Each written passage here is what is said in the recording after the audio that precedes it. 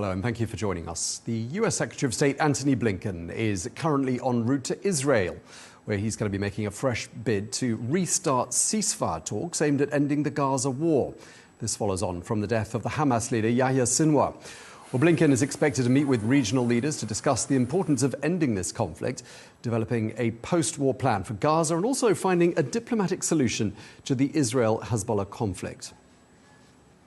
Well, this comes as Israel continues its airstrikes targeting Lebanon, this time Lebanese financial institution, which Israel and the United States say helps to fund Hezbollah's military operations.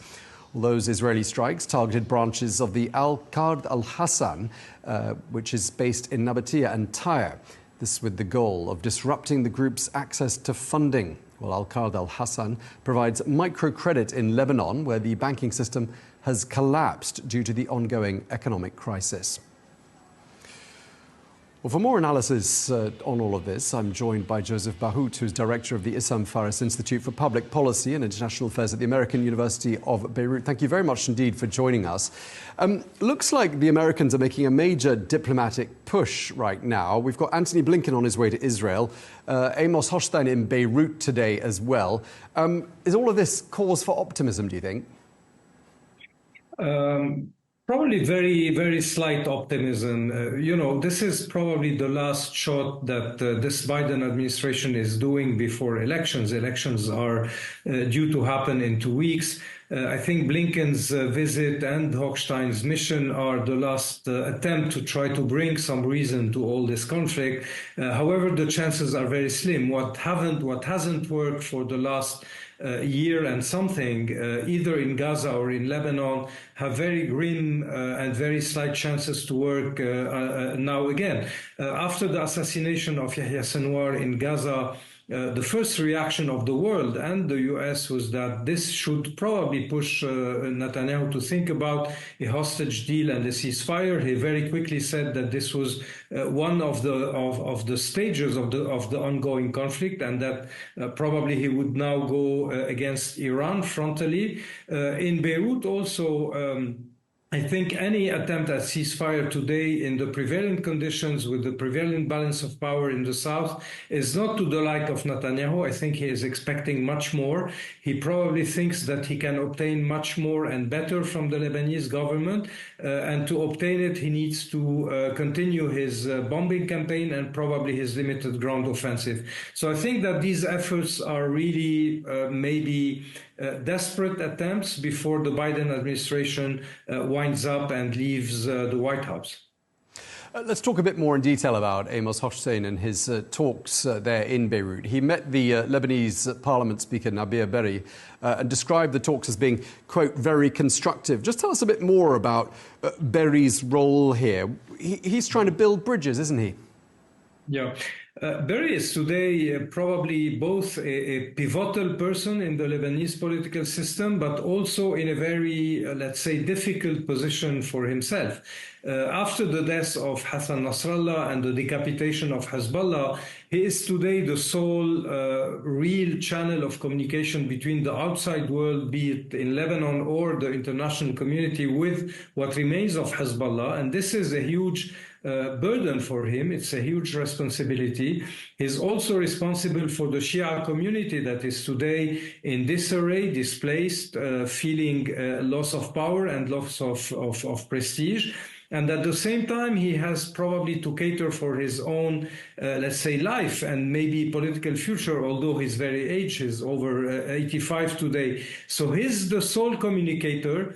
He has the burden of trying to decipher what Hezbollah can accept and cannot accept, because the contact with the party is today very difficult. And at the same time, he has also to probably shield what remains of the Lebanese government and the Lebanese society from a war that could completely devastate the country tomorrow. So he is in a very difficult place.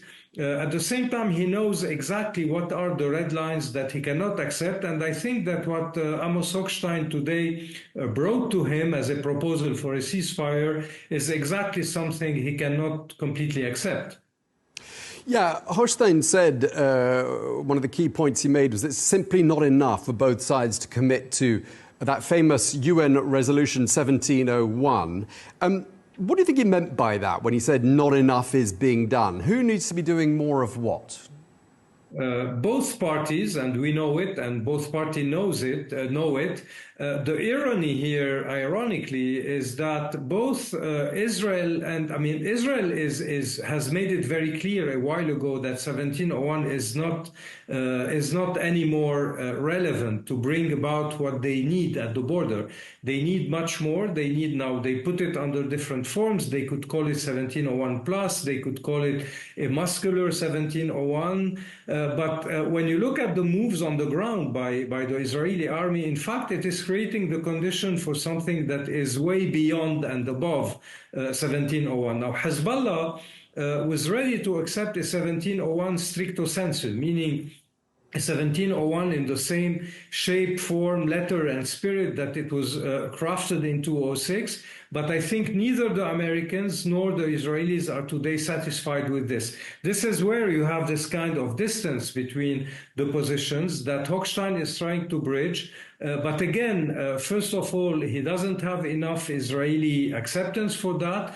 He doesn't have enough contact and real sense of what Hezbollah can accept, and behind Hezbollah, Iran. And last but not least, he is representing an administration that so far has not been able to prevent the escalation in Lebanon and in Gaza, and is also today almost at the door leaving the White Office. So it's a mission, it's a very complicated mission. I wouldn't say it's a mission impossible, but everybody knows today in Lebanon and outside that the 1701, the way it was crafted in 2006, never implemented really since fully, is now a little bit besides the point, but no one wants or no one knows exactly with what to fill the vacuum if 1701 is off the table. And this is the huge difficulty of any mediation today.